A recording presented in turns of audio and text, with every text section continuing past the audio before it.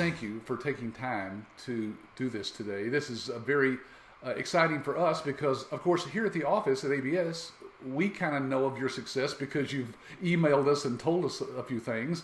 So all of us are very excited about it. And when I shared that with some of the people at the office, they said, "Well, why don't you do an interview with him and let's capture that to share with other licensees." It's such an encouragement. I don't know if you've watched any of these since you became a licensee, but We have. It's inspirational, Patrick. yeah, it is.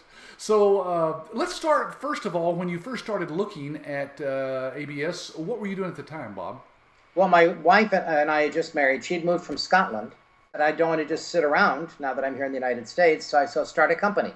I'll support you. Yeah. So started researching a number of things, and before I knew it, she had decided that she wanted to get into medical billing. And the reason she got excited about it is because she went online and found out about ABS. She hadn't looked at any other group other than to do some quick comparisons. And she said, "This is the group that I want to get training through." And I said, "Well, what's it take?" She says, "We've got to go to Dallas for a week." Well, I like Dallas. And I said, "I'll go with you and support you."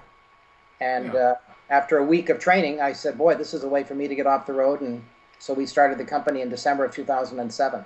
That's when we graduated. So did I miss, what were you actually doing at the time? Well, my background was in the sports collectibles world for about almost 25 years. I had retail stores at one time. I worked for a trading card manufacturer as a vice president of sales and marketing. Then for the last, from 1997 to 2010, I was one of the co-directors of the National Sports Collectors Convention. So we put on a big annual event with 1,000 booths and 75 celebrity athletes every year. We sometimes held it in Dallas. And during that time, I was also co-host of a nationally syndicated radio program on Sporting News Radio. So that was kind of fun. Oh, neat. I didn't know that. Yeah, and I was on the road a lot. I was traveling 100,000 miles a year, and with my new wife, I didn't want to travel as much, and I saw ABS, or medical billing, as a means to get off the road, start our own company, and which is what we did. Took a little longer to get it off the ground than we had anticipated, but it was worth it. Well, that's pretty inspirational because you obviously, neither one of you had any background in the medical field. No, not the closest we came is going to the doctor for a flu shot. Right. You knew there was some kind of payment to the insurance company somewhere in there. And for us, either one of us to decide we wanted to get into medical billing we both thought, are we crazy? Because that's certainly not our background. We knew nothing about it. And we're still learning. As you know, it's an ever-changing, evolving industry. Oh, yeah. I have licensees who've been with us 7, 8 years that say the same thing. I'm learning something new every week, but that's okay. That's what keeps you young. You're always having new information that you have to process. Exactly. I like to learn. I do too. And I think using computers, especially as you get older, keeps you sharp because you got to figure out what the heck is going on here, Yeah, because those are changing every day too. Yeah, it's kind of like a brain puzzle. Yeah. All right, so you got back, you got into the business there, you went through the week-long training. Can you give us some feedback, first of all, about the training itself and maybe even the support that you found from us afterwards? Well, I'll mention the support first because it's never stopped. I remember when we were at the training, we were told that you've got 24/7 support. Whenever you need help, you just contact us. And that's been true every single time. You've always been responsive when I've sent you an email. I have said your staff. And you've provided us with other opportunities, not just in medical billing. I don't know if you still have a relationship with Steve Giles, but we built a nice residual base because of that, so thank you, Patrick. Oh, yeah. I didn't realize you'd built up some residual in that. Yeah. It's a real good, solid base. So we got involved in credit card processing to get into the doctor, get their credit card business, and gain their trust. And that has worked, but it kind of grew a life of its own.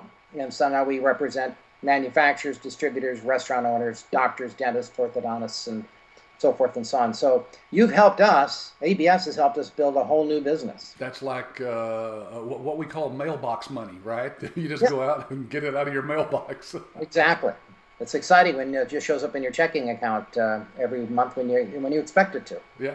Well, as you know, Bob, I'm always open to you sending me more money. So if you want to do that any time in the future, I'm open to that. The check's in the mail.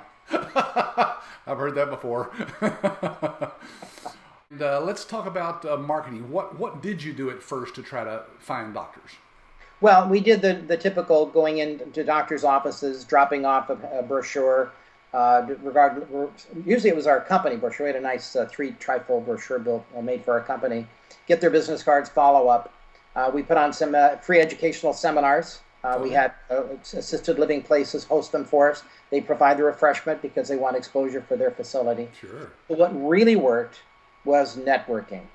And I thought I knew how to network until I joined BNI. And by the way, every success story I heard coming out of ABS, I hear BNI, BNI, BNI. Once in a while, the chamber. Yeah, or some kind of business networking, right? Oh, yeah, Yes. it works. Yeah, so all but one, we have 7 medical building clients of various shapes and sizes. All but one of them came as a result of BNI. And how did you get that one? The one that didn't? Through the free the free seminar that we put on, the educational seminar, which is Oh, recommended as well. yeah. You put on a 3-piece suit and you'd look just like a doctor. Yeah, then to tone it down, I put on the red nose and a laugh or two, but those were fun. The people that were there, you knew they were there because they were interested and they were potential clients. Well, in any kind of marketing, to have a captive audience there in front of you for a half an hour, that's worth something right there. Oh, it really is. It's exposure, and you never know. They might refer you to somebody else. So it's being out there, and I found that going to as many networking events as you can is really crucial because something's gonna click, and they're gonna recommend somebody that needs their help. And I think one thing that's important to the mental health clinic that we recently signed a few months ago, they've already referred us to another mental health physician for medical billing as well. So it does snowball. Oh, that's fantastic. You know, I hear those kinds of stories all the time, and I keep telling people, look, even though we teach, a dozen different ways to market, there are a few that have just proven themselves to all kinds of businesses, not just this one. And Yes. that just happens to be one of them. There's nothing like connecting with other people because everybody knows a certain number of people and they know people and so forth. And yeah. So let's see. What was your first type of doctor client?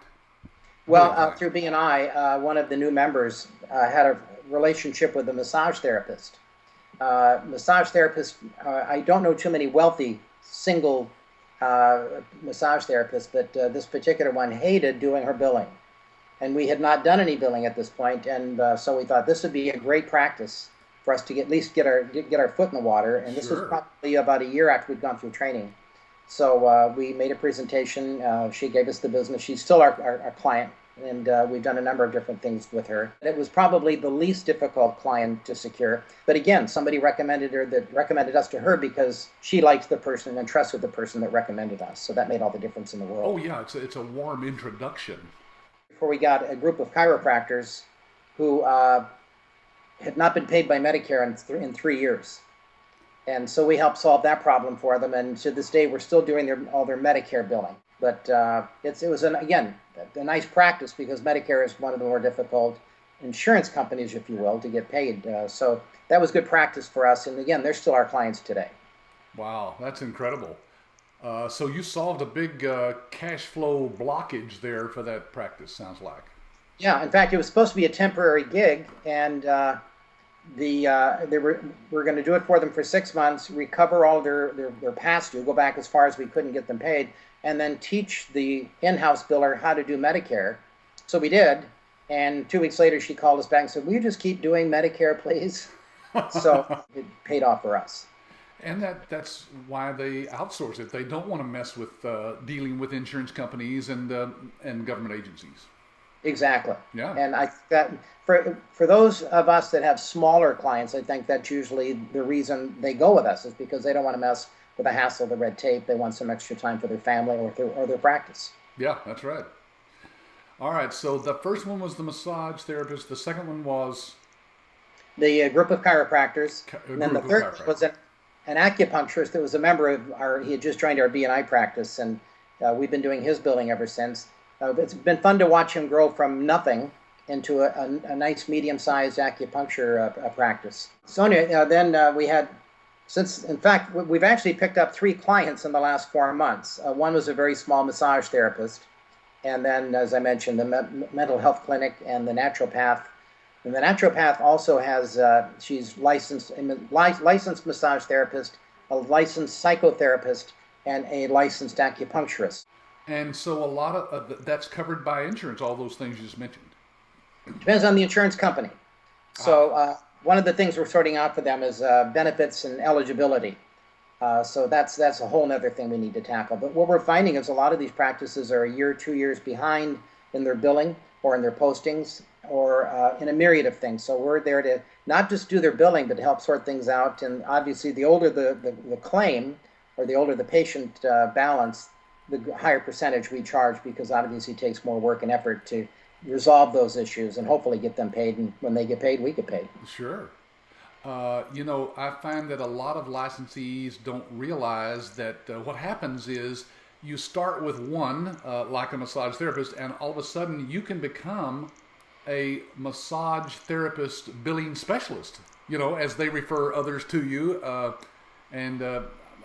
Heck, I'd print up a business card that actually said that right underneath it when I was approaching massage therapists. And that makes you probably know more than 99% of all massage therapists about their billing now.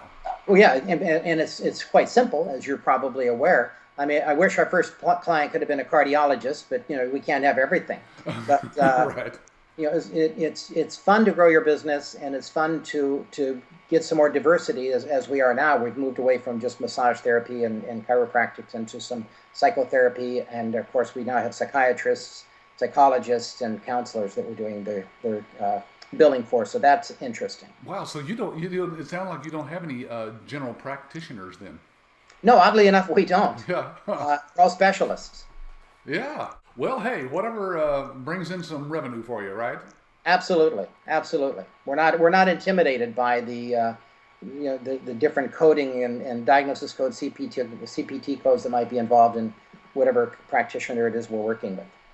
Yeah, because once you start working with one, I guess you see the same codes primarily over and over from that specialist. So you become, again, a specialist in the coding for that type of specialist. Sure. You eventually start dreaming about 99215s. You wake up in the middle of the night having nightmares about codes. So, Bob, are you basically full-time right now? Full-time. In fact, we're putting in more hours now than we have in the past. And that's not necessarily a bad thing. Well, right now we're trying to sort things out for these two clinics, and once we get them sorted out, we'll have some more time. But I didn't go into this full time in '07. I still was doing my gig with the National Sports Collectors Convention through 2010. Oh. It was in late 2010 where we really began working our business in earnest, and that's when we started to see more growth. And then obviously this year it's just really taken off. Yeah, it sounds like it. So you said you had a total of 7 practices? Yes. Several of them are massage therapists, and then I've already mentioned the others. But as you say, it just kind of snowballs in one category. If you get one massage therapist, they refer you to another. And so are there multiple providers in some of those? Or are they all single? The health clinic, they have 6 providers, and they're adding 3 more this month, so there'll be 9. Which means more workload for us, but the opportunity to make additional money. We've also had to hire more help because obviously there's a lot more involved here. So we have 3 people working for us doing data entry, whether it's posting of payments and applying them, calling up insurance companies on unpaid claims or at least unresolved claims, and then another one that's working on patient past due balances. So one of our clients has not sent out a statement to their patients in over a year. So you can see we have our work cut out for us. Oh, wow. Yeah. Well, they should see a difference in their revenues once you start that. That's the goal. Our goal is we want to make money, but our real goal is to make sure that our clients are happy and satisfied and that they're getting paid so that they can worry about the things they really want to worry about, and that's medicine. Yeah, that's right. They want to focus on their patients. That's what they went to school for. The business side is something that they would rather have somebody else do. That's why they hire people in their own office to handle it. Obviously, the doctor doesn't do their own billing unless they're a one-man show. And many times they just even have their wives doing the billing. Yes, a good friend of mine is a chiropractor, and that's what his wife does. Yeah. And actually, we've had licensees say those are some of the easiest people to sign up because the wife would do anything to get out of doing that, Well, and that's probably true. In this case, it's working out so far, but as their family grows, that's probably going to change. So I'm staying close to him for that time. Yeah. Now, what about Molly? Is she actually working the business too? Oh, yes. She does all of the training for any of our personnel. She handles the technical side. I'm doing more technical than I ever have before, simply because we suddenly have a big workload, and I've always been the upfront man. I'm out there finding clients, and right now we're not taking on new clients, at least not for the next 90 days, because we need to get everything under control. But yeah, she's one of our clients wants her in the office 3 or 4 or 5 hours a day, depending, just because they have a lot of patients come in with issues. So even though we're contracted, she goes in there several hours, 3 or 4 hours a day, just to make sure that everything's running smoothly, and because there are so many providers there. So can I assume, Bob, that this has at least replaced one of your full-time incomes? Yeah. Yes, yeah, it's come close, and now we see even greater potential. We now want to take it to the next level, where we add 2 or 3 more large clients. Sure. But I still want to work out of my home. Yeah, there's no reason to get outside. I never ask people what they're wearing from the waist down, and so you can be in your swimsuit and nobody would know that. I've got the other half of my tux on that you just can't see. Oh, is that it? Okay. Well, let me ask you, in general, here's a generic question. What is the best thing about owning your own business, and specifically this one? What do you think the best thing is for you guys? What I like about this particular business is we can take care of our clients, whether we're sitting in our home office or we're sitting in a hotel in some other city, anywhere in the world, because it's all done virtually. We can receive communication, as you know, via fax, secure emails. There really isn't that, and with one exception, with one of our clients right now, they do want that face-to-face, but I think the time will come eventually when that will wean them off of that and they'll feel more comfortable. Sure. But I think that you can run your business from anywhere, anytime, and you won't experience much downtime. And as long as you have good people working for you and with you, you can accomplish that. Well, Bob, thank you so much for your time. This has been great. I know everybody who's going to hear this is just going to love to hear your success story. And anything you need from us, just let us know. Thank you, Patrick. I appreciate it. All right.